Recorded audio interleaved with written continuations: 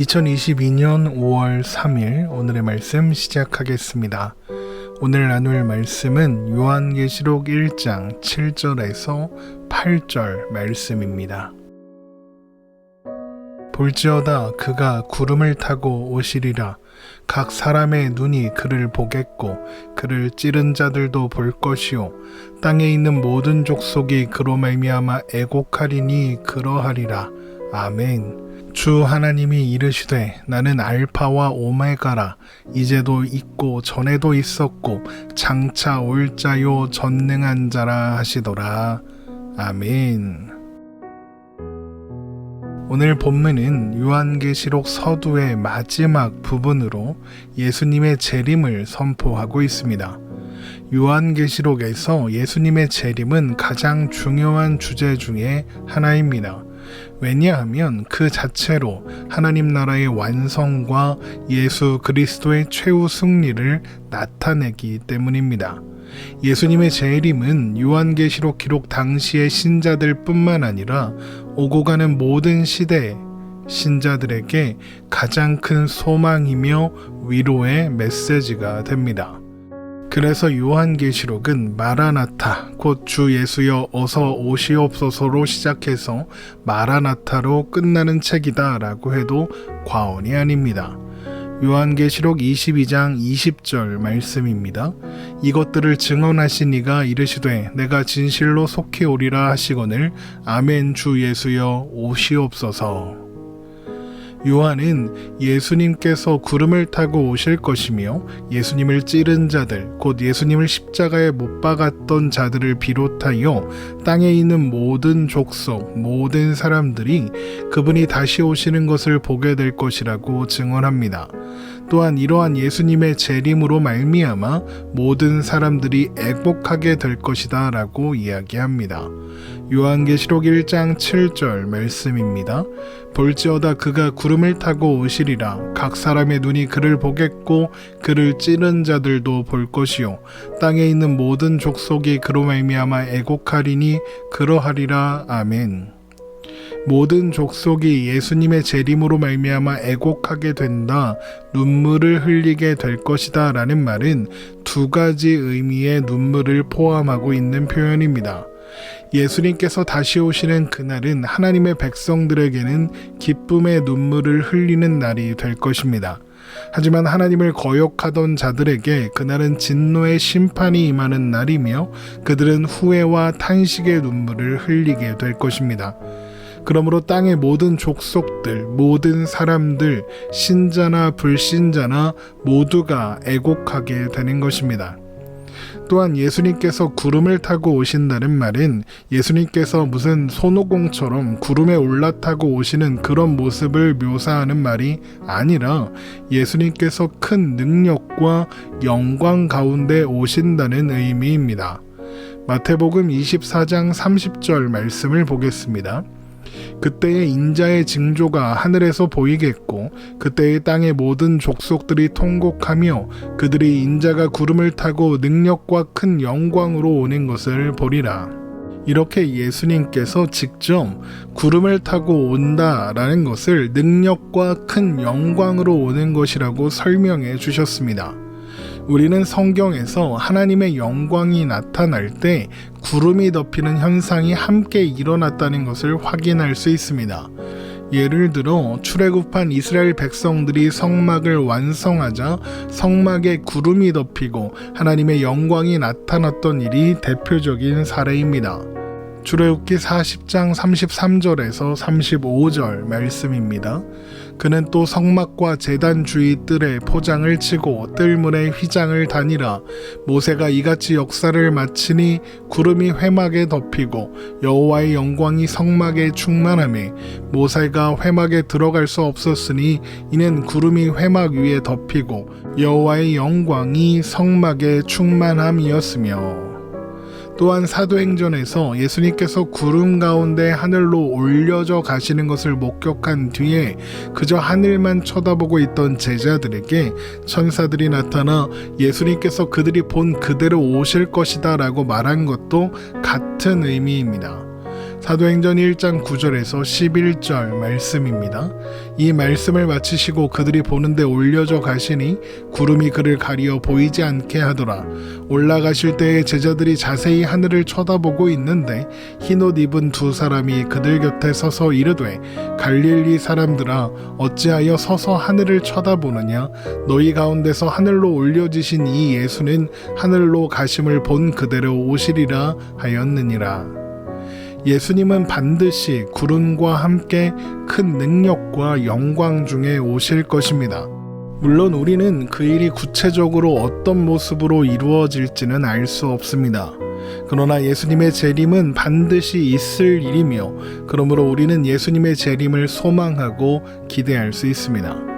그 모든 일을 알파와 오메가 곧 처음과 나중이시며 이제도 있고 전에도 있었고 장차도 계실 전능하신 분 바로 하나님께서 이루실 것이기 때문입니다.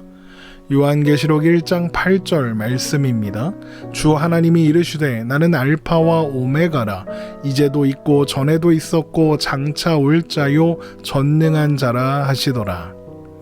하나님은 알파와 오메가 곧 모든 것의 처음이시며 모든 것의 마지막이십니다. 하나님은 모든 역사의 주권자이시며 사소한 일 하나조차 하나님의 주권과 상관없이 일어날 수 없습니다. 마태복음 10장 29절입니다. 참새 2마리가 한 아사리온에 팔리지 않느냐. 그러나 너희 아버지께서 허락하지 아니하시면 그 하나도 땅에 떨어지지 아니하리라. 만물의 주인이시며 역사의 주관자이신 하나님께서 우리 아버지이십니다. 물론 그 역사 속에서 우리가 이해하기 어려운 일들이 일어날 수 있습니다. 그러나 그 일들조차 하나님의 주권 아래에 있습니다. 역사는 쉽게 말하면 오늘이 있게 한 과거입니다. 어제가 있고 그제가 있고 그제가 있어서 오늘이 있는 것입니다. 그래서 역사를 알면 미래도 볼 수 있다고 하고 역사를 잊은 민족에게는 미래가 없다라고도 이야기합니다. 그런데 인간의 역사를 보면 어쩌면 아주 사소하고 작은 일들, 별것 아닌 것처럼 생각되는 일들이 연속되면서 역사가 바뀌기도 하고 나라의 운명이 바뀌기도 했습니다. 그래서 사람들은 그것을 그저 기가 막힌 우연이라고 생각하죠. 그러나 하나님의 백성들의 시간에, 하나님의 자녀들의 역사에 우연은 없습니다. 하나님의 경륜으로 하나하나 이루어 가시는 과정이 있을 뿐입니다. 한 땀 한 땀 자신의 작품을 완성해가는 장인처럼 하나님께서 한 땀 한 땀 일하신 흔적과 이야기가 바로 역사입니다. 이 세상이 우연의 연속에 불과한 것이라면 우리는 소망을 갖기가 어렵습니다. 그저 우연에 기대어 살아야 할 테니까요. 그러나 하나님은 온천하 우주 만물의 주인이시며 역사의 주인이십니다. 하나님은 그 역사 속에서 이루실 목적을 가지고 계시며 우리를 향한 계획과 목표 또한 있으시며 그 일을 반드시 이루시고야 마는 분이십니다. 그렇기 때문에 우리는 오늘을 포기하지 않고 우연에 기대지 않으며 책임 있게 살아갈 수 있는 것입니다. 그렇게 역사의 주관자 되시는 하나님은 이제도 있고 전에도 있었고 미래에도 계실 곧 영원하시며 또한 전능하신 하나님이십니다. 이것이 우리가 오늘을 소망 가운데 살아갈 수 있는 이유입니다. 하나님은 영원하시며 또한 전능하신 분이시므로 우리는 그분을 신뢰할 수 있습니다. 이제부터 시작될 요한계시록의 모든 일들은 전능하신 하나님의 주권에 달려 있습니다. 하나님은 그 모든 일을 이루는 것에 머뭇거리시거나 미루지 않으실 것입니다. 하나님은 하나님께서 정하신 때에 정하신 방법으로 정확하게 그 모든 일이 이루어지게 하실 겁니다. 그 어떤 것도 그 누구도 그런 하나님을 방해할 수 없습니다. 그런데 그런 분이 우리 하나님, 우리 아버지이십니다. 그래서 우리는 하나님을 신실하신 분, 약속하신 것을 반드시 이루시는 분으로 고백할 수 있는 것입니다. 마태복음 6장 26절에서 34절 말씀입니다. 공중의 새를 보라. 심지도 않고 거두지도 않고 창고에 모아들이지도 아니하되 너희 하늘 아버지께서 기르시나니 너희는 이것들보다 귀하지 아니하냐. 너희 중에 누가 염려함으로 그 키를 한 자라도 더할 수 있겠느냐. 또 너희가 어찌 의복을 위하여 염려하느냐. 들의 백합화가 어떻게 자라는가 생각하여 보라. 수고도 아니하고 길쌈도 아니하느니라. 그러나 내가 너희에게 말하노니 솔로몬의 모든 영광으로도 입은 것이 이 꽃 하나만 갖지 못하였느니라. 오늘 있다가 내일 아궁이에 던져지는 들풀도 하나님이 이렇게 입히시거든 하물며 너희일까 보냐. 믿음이 작은 자들아. 그러므로 염려하여 이르기를 무엇을 먹을까 무엇을 마실까 무엇을 입을까 하지 말라. 이는 다 이방인들이 구하는 것이라. 너희 하늘 아버지께서 이 모든 것이 너희에게 있어야 할 줄을 아시느니라. 그런즉 너희는 먼저 그의 나라와 그의 의를 구하라. 그리하면 이 모든 것을 너희에게 더하시리라. 그러므로 내일 일을 위하여 염려하지 말라. 내일 일은 내일이 염려할 것이요 한날의 괴로움은 그날로 족하니라. 우리가 살아가는 시간 중 그 어느 한순간도 하나님께서 외면하시거나 못 본 척 하시는 때는 없습니다. 우리의 오늘은 처음과 나중 되시며 영원하시며 전능하신 하나님 아버지의 능하신 손에 들려 있습니다. 하나님은 그 모든 것이 합력하여 선을 이루게 하실 것입니다. 선하신 아버지이신 하나님을 바라보며 약속하신 그 모든 것을 성취하실 재림의 그날을 소망하며 우리 눈에는 모든 것이 희미해 보여도 하나님의 눈에는 모든 것이 선명하고 확실하다는 것을 기억하며 용기를 내보는 그렇게 오늘을 믿음으로 살아내는 우리가 되게 하시기를 주님의 이름으로 축원합니다.